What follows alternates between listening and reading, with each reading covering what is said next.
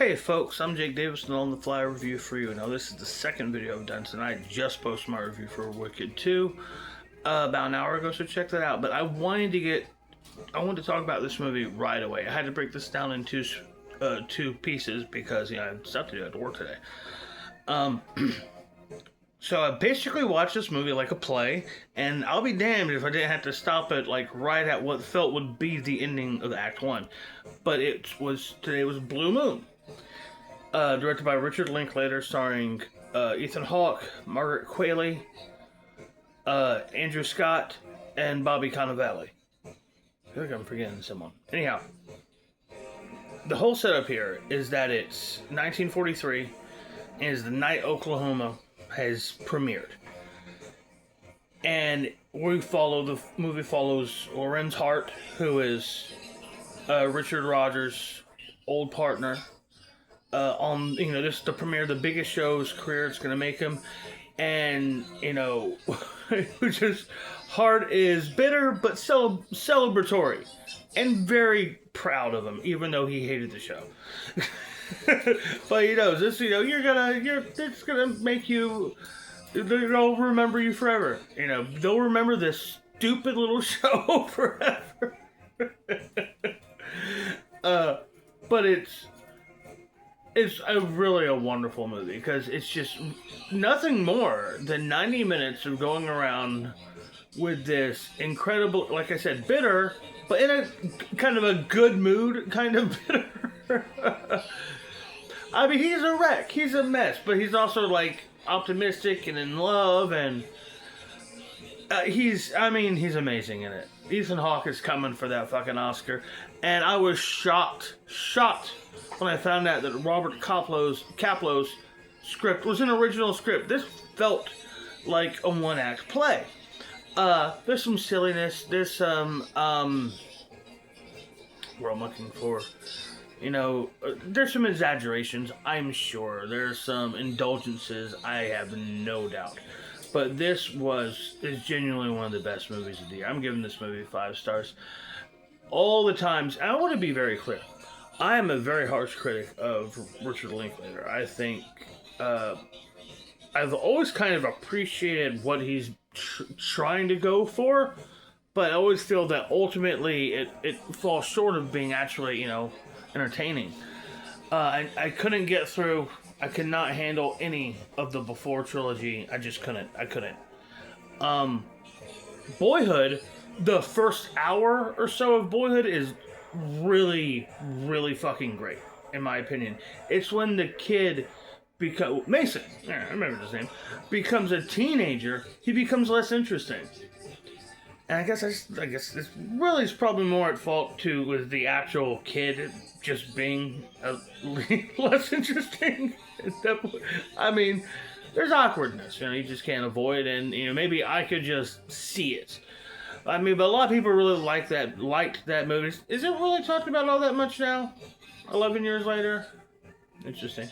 I know probably among film people it is, because it was quite an impressive achievement of what pulled off.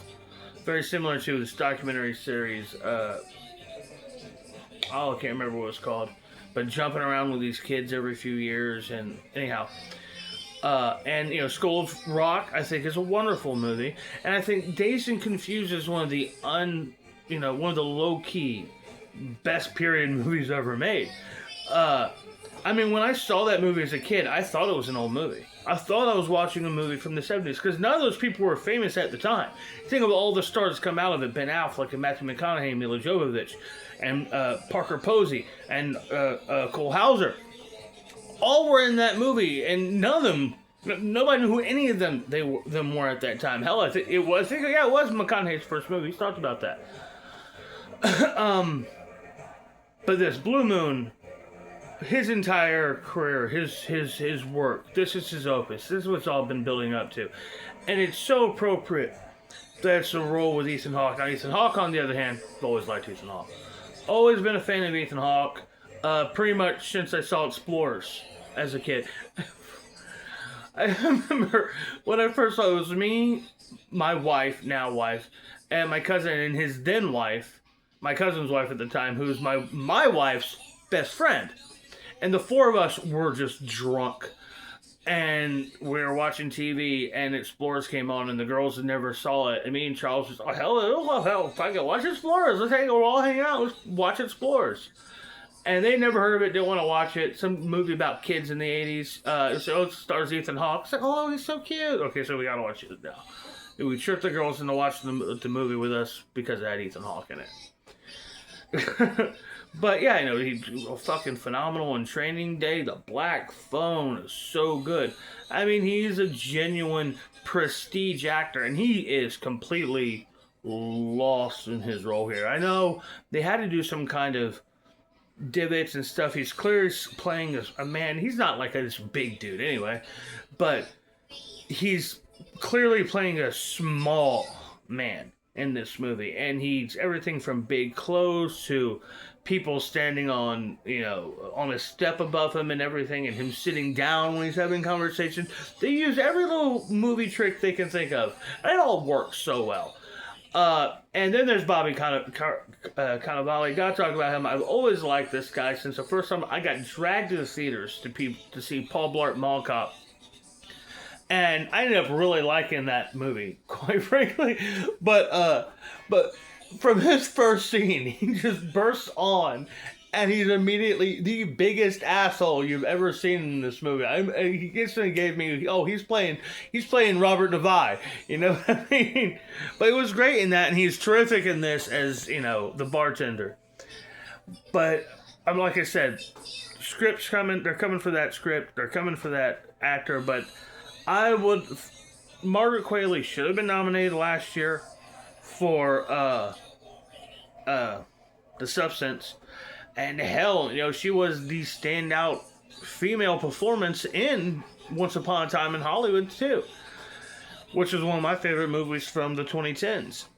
My favorite.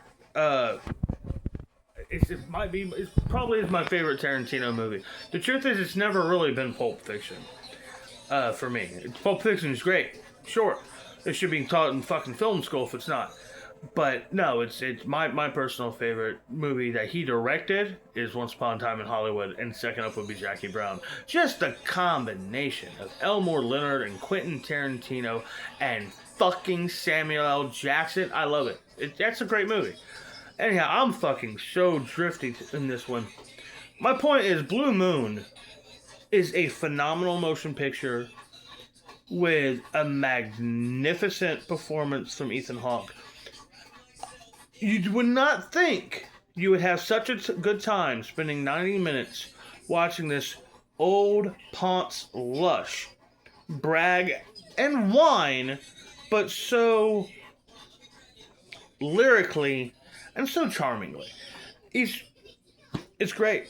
It's fucking really, really great. By the way, I also had a thought while I was watching this movie. Man, if they would have shot this fucking film 25, 30 years ago and gotten Henry Gibson to play Lorenz Hart, that would have been something to see. Henry Gibson was great if you don't know who that guy is. Watch Laugh-In. Check out Laugh-In. 5 fucking stars. One of the best movies of the year. Legit. I'm Jake Davis, and I'll catch you on the fly.